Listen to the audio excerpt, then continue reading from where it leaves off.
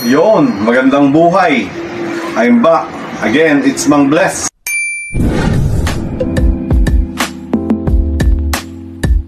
Para sa Real Talks.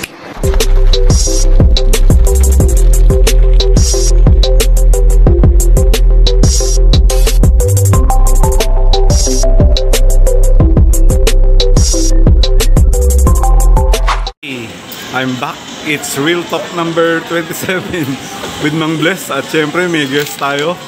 Ang third place ng Special Invitational MacArthur.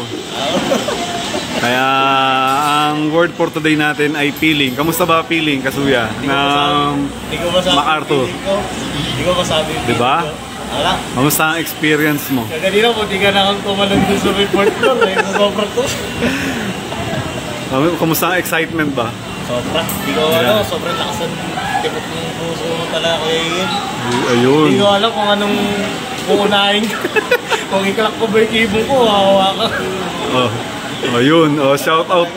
Shout out daw muna sa mga kumpare niya na nagsabing di na uuwi yung ibon. Pero syempre, nabasbasan ko. Kaya narito kami ngayon. Nagbabasbas kami sa Jollibee.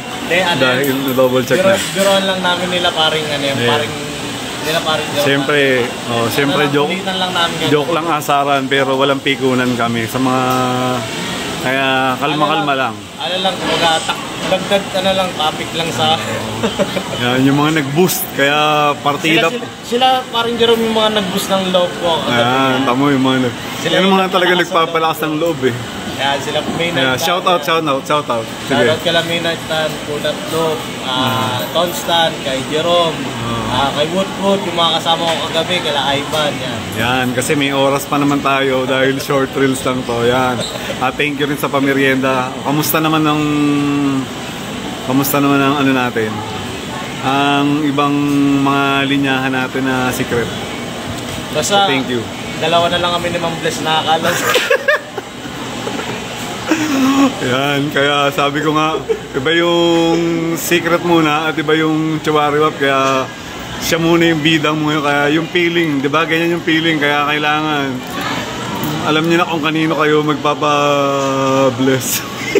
basta inawakan ng golden nun, armatic na yan. Ayan, dahil ba? Nagiyala ko, Kuya Ian.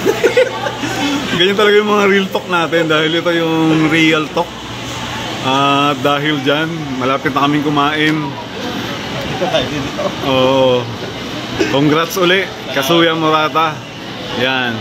At sa mga darating pang real talk, antabay lang kayo. Peace. Thank you.